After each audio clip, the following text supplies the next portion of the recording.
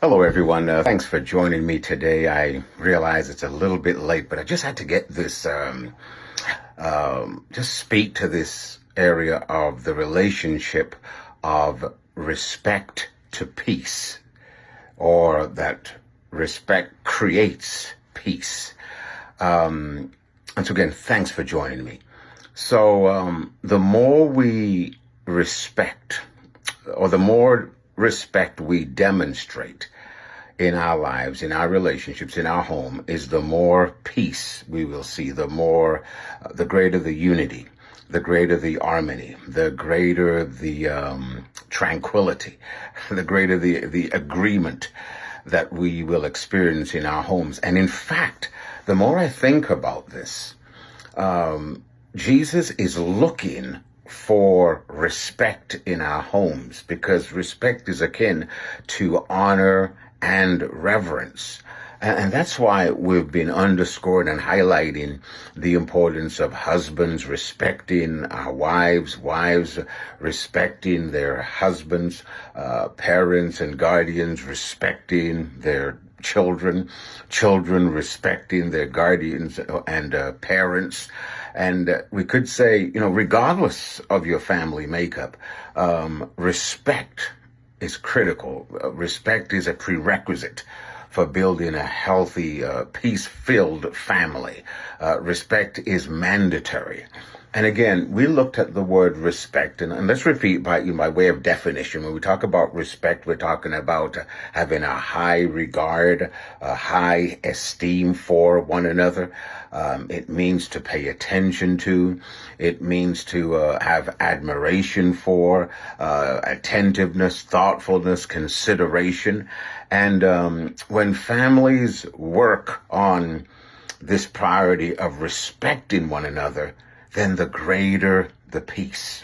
And let me say this too, in the process of developing a lifestyle of respect, because that's what we're really talking about, there will be many opportunities for you and I, for us, to make apologies, to ask for forgiveness, to humble ourselves. And I'm the first to say sometimes I think, man, I've been a slow learner in some of these things. But I'm telling you, when we make that decision to respect the people in our lives, particularly those closest to us, it will change your life. You'll see peace established in your home like never before.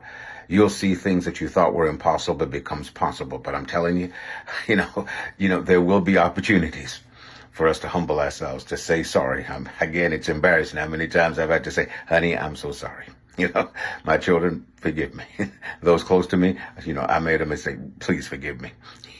And so there'll be opportunities for that. But that's all with that, keeping that right heart of pursuing a life and lifestyle of respect. So this is also why it's important that parents, that we train our children to be respectful. And it all starts at home, as you know, and how we speak to them, how we correct them, what kind of conversations they hear us speak when we don't know they're listening to us. Think about that. So we are to not only train our children, we are to model as well as demand from them an attitude of respect. We're to hold them accountable, to put forth right attitudes, right demeanor, right disposition, right words and actions. And I know some people hear this, they may think, well, we're talking about legalism. No, we're talking about relationship building. And why is this important? Because we've got to remember, we're not so much preparing our children for ourselves. We're preparing them for God. We're preparing them for His purpose. We're preparing them for the families they will lead.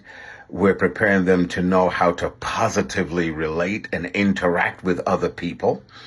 And if they're trained in disrespect, now think about this, if they're trained in disrespect, then that's what they're going to bring to future relationships, and the cycle continues. But the opposite, and that's why we like to focus on the positive, by training them in respect, then what we're doing, then more than likely, they're going to, you could say, practice respect, and they'll reproduce that and continue, we could say, the cycle and the lifestyle of respect. I hope that makes sense today. Now, let me close by sharing this one verse, or three verses. No, it's four verses. Ephesians 6, verse 1 to 4. The Amplified says it this way: children, obey your parents in the Lord as his representatives, because this is just and right. Honor, that's the word honor. Again, esteem. That's what the word honor means. Esteem and value as precious your father and your mother. This is the first commandment with a promise, that all may be well with you and that you may live long on the earth. Isn't that a good promise? Fathers, do not irritate and provoke your children to anger. Do not exasperate them to resentment, but rear them tenderly in the training and discipline and the counsel and admonition of the Lord. That's Ephesians chapter 6, verse 1 to 4. And that's why these posts and this theme, this focus on respect in our homes is so important. Again, it's all about respect, and respect begins in our homes. Remember, respect creates peace. The greater the respect, the greater the peace. Man, I hope that helped you today.